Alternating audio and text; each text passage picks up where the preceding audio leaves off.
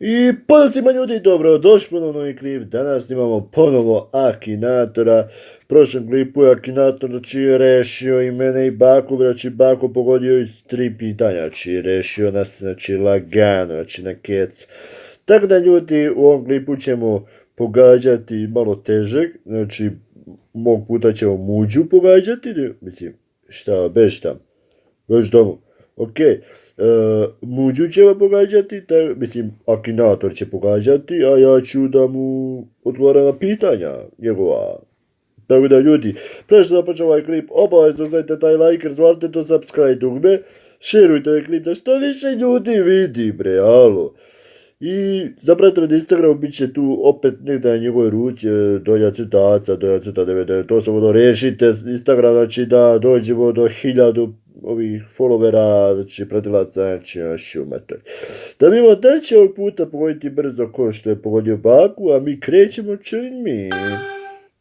I onda ćemo opet ovo letru, ok, letru, standard, ok, šta kaže, da li je Srbija? Jeste, Srbija je. Minecraft, nije muđa igrao Minecraft, da li ima milion subscribera? Ima, da li je snimao GTA? Jeste. Šta bre? Do you have something on the channel? Ne.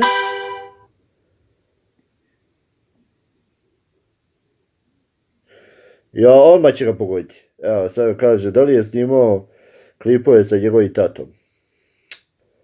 Brate, znači, brate Akinatore, pa ne moraš tako brzo da pogodiš, znači ja ne mogu da verujem, znači Bako je pogodio i sad će ja gledati, evo, znači, sad vam ljudi kažem da će ga pogoditi, znači, u život, znači, ja se kladim, evo vidite, yes,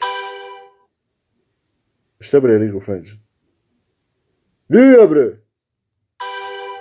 Minecraft, nije pitao si me, to muđa. Kaže vam ja da će ga pogoditi, ja nisam mislio još dva pitanja da će biti. Ali dobro, znači pitao me bez veze 2 pitanja koja me već pitao, znači ali okej, pogodio ga i relativno brzo, nije baš toliko brzo kao Baku, ali je pogodio ga, zašto je pisao to muđa? Ja, koliko znam na YouTube-u, piše samo muđa, a ne to muđa. Dobro, ne veze. Ljudi, znači pogodio je muđu, znači ok, nije brzo kao Baku, ali je pogodio.